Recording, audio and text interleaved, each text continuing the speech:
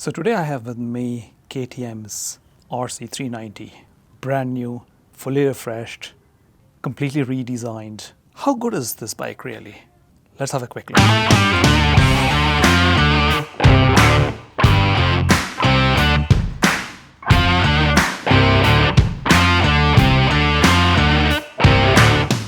The RC390 was already a great race motorcycle, and in 2022, KTM has taken it to another level by bringing in some major changes. I first tried the RC390 way back in 2016, which led me to buy the Duke 390, which proved to be a stellar engine. The 2022 RC390 brings in a host of improvements, but first, let's do the numbers. It is a 373cc single-mill liquid-cooled engine with 4 valves on the cylinder and a double overhead cam that delivers 44 bhp at 9,500 rpm and a staggering 37 newton meters or 27 foot-pounds of torque at 7,500 rpm. That is a lot of torque for such a small, lightweight motorcycle. It is a 6-speed gearbox mated to a slipper clutch to prevent rear wheel clatter on heavy downshifting.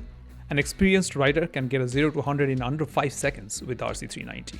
I have personally hit a top speed of 172 km an hour or 108 miles an hour on the RC390. Some riders, however, claim that they can hit 112 miles an hour, that is almost 180 km per hour on a stock motor. The RC390 weighs a mere 155 kilos or 341 pounds with all fluids. That's a wet weight. KTM has done an amazing job in this matter despite the weight going up some, more on that later. Tank capacity is 13.6 liters or 3.7 US gallons, which gives you an expected range of around 320 kilometers or 200 miles depending on your riding style. The brakes are amazing. It is a 320mm sports full-size single rotor in the front with ABS with the bi-brake calibers, which is a sub-brand of Brembo, and a 220mm rotor in the back also with the ABS standard. More on that later too. Now let us talk about the changes that came in 2022. Firstly, the most obvious change is the bodywork. Compared to the previous iteration, this RC390 is a massive change.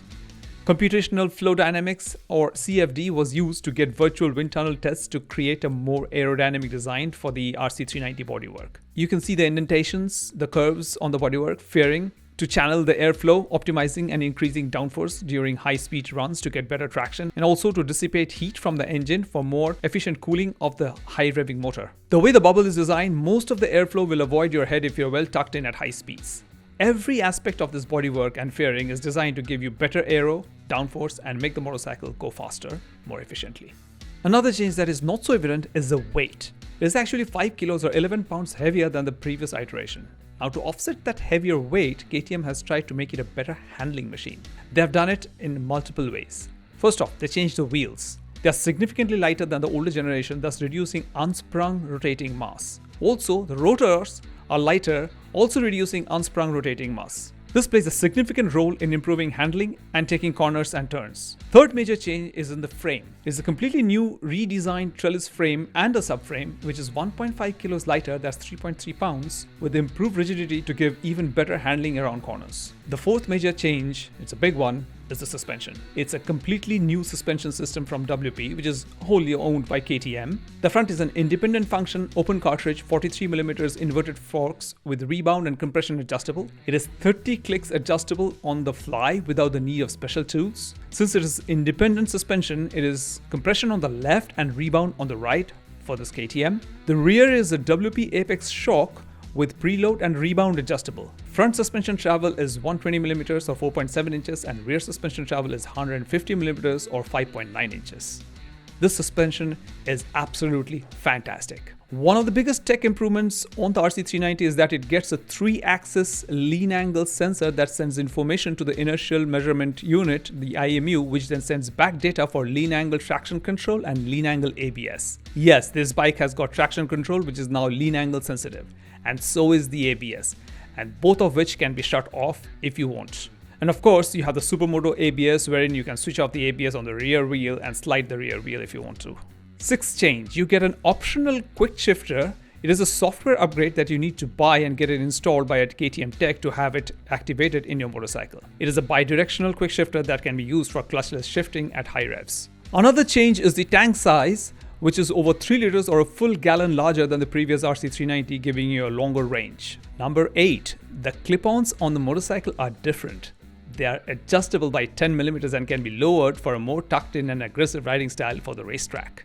Number 9, because of emission norms, they had to tweak the engine a little with a larger intake box and, as KTM says, a new engine map that increased torque by 2 Nm, which is not negligible for such a light motorcycle. Now let me show you how I sit on the RC390.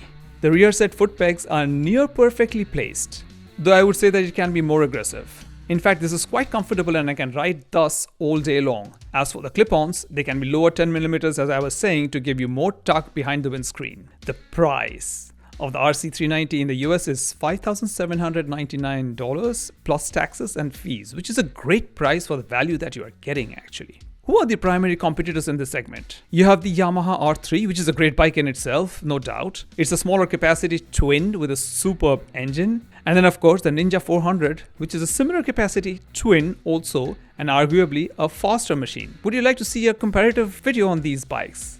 As of now, for me, the RC390 stands tall head and shoulders above the rest. I have questions for you viewers. Does a bike with 44 bhp really need lean angle traction control? How helpful is it for you? Would you be gunning the throttle at every corner exit to get maximum torque out of the motorcycle? If so, yes, it is useful. Would you use it? Let me know in the comment section down below. Overall, I believe that it's an excellent track bike, especially if it is a tight technical track. And as a good rider, you will be able to keep up with the 600cc class and maybe even pass them around corners. And as a beginner, it would still be a great learning curve on this bike. What are your thoughts? Now I'd like to know your opinion. What do you think of the RC390? Is it a great beginner's track bike? Is it a great track bike? Period. Leave your comments in the comment section down below and I'll be replying to your comments. And I'll be seeing you in the next one. Until then, ride safe.